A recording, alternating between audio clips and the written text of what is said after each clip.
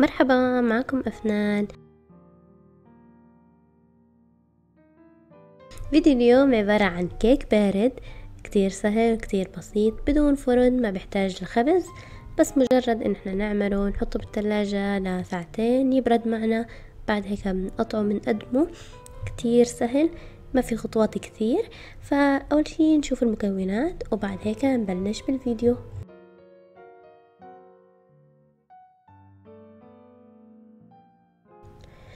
أول شي راح نحتاج بسكوت مطحون حوالي 300 جرام، علبة لبن بنكهة الكراميل وهذا اختياري.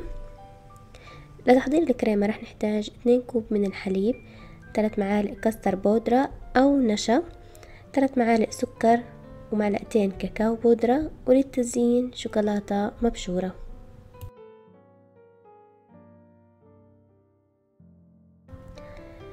بالنسبة للبسكوت حوالي 300 جرام، يعني باكيتين بسكوت مطحون، فرح نستخدم نص الكمية. هنضيف لها اللبن اللي بنكهة الكراميل، ممكن تستخدموا لبن بنكهة الشوكولاتة أو نكهة الفانيليا، وهذا حسب رغبتكم. بعدين هنعجن فيه البسكوت بهذا الشكل. بعدين راح نحط البسكوت في كعب الصينية ونضغط عليه بشكل منيح. طيب الصينية اللي استخدمتها حوالي 9 إنش، لو الصينية اللي عندكم أكبر من هيك ضعفوا حجم الكمية. هندخل البسكوت في الثلاجة لغاية ما نحضر الكريمة. في كسرول راح نحط حوالي 3 معالق سكر، واستخدمت هذا النوع من الكاستر البودرة. طبعا إذا ما عندكم كاستر بودرة ممكن تستخدموا اللي هو النشا العادي، حوالي 3 معالق. بعد هيك راح نضيف الحليب والكاكاو. الكاكاو عبارة عن معلقتين من الكاكاو، والحليب كاسين من الحليب. وزي ما حكيت لكم، إذا الصينية اللي عندكم أكبر من حجم الصينية هاي اللي هي 9 إنش، زودوا الكمية، ضعفوها، يعني كاستين حليب خلوها 4، 3 معالق الكاستر خلوها 6، وهكذا. تمام. بعدين راح نحطه بعد ما يتخلطوا بشكل منيح، راح نحطهم على النار،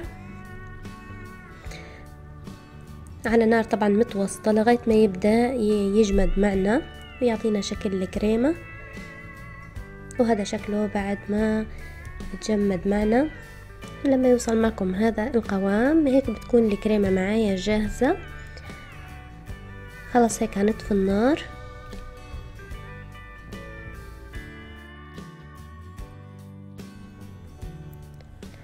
هنطلع الصينية من الثلاجة، وبعدين هنحط طبقة من الكريمة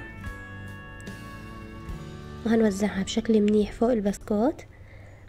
بعد هيك راح نجيب باقي كمية البسكوت. زي ما حكيت بالاول اني قسمت البسكوت المطحون لنصين، فالنص الاول استخدمته مع الكريم كراميل او اللبن اللي بنكهة الكراميل ومديته. بعد هيك راح نستخدم الباقي نوزعه فوق الكريمة. بعد هيك راح نحط طبقة تانية من كريمة الشوكولاتة، وبعدين اخر شي راح نحط البسكوت نوزعه بشكل منيح. وبعدين راح ندخلها الثلاجة لمدة 2 ساعتين لغاية ما يجمد معنا. هذا بعد ما جمدت راح نطلعها من الصينية. طبعا حطيت ورق زبدة، نسيت احكي لكم، حطيت ورق زبدة لانه بيسهل علي اني اطلعه من الصينية. تمام. بعد هيك راح ابدأ افك ورق الزبدة وراح نقطعها مع بعض.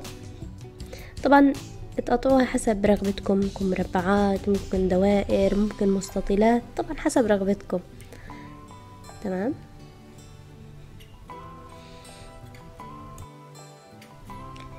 بيضل التزيين بيضلوا حسب الرغبة، ممكن تزينوها بشوكولاتة مبشورة أو كاكاو بودرة، أو ممكن تاكلوها زي ما هي.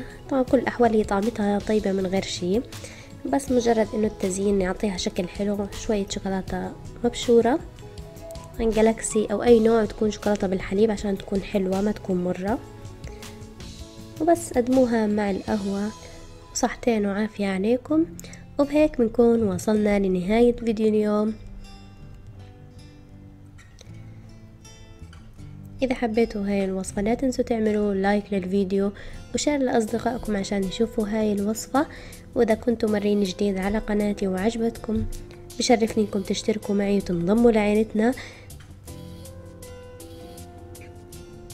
شكرا للمتابعة، أشوفكم الفيديو الجاي، مع السلامة.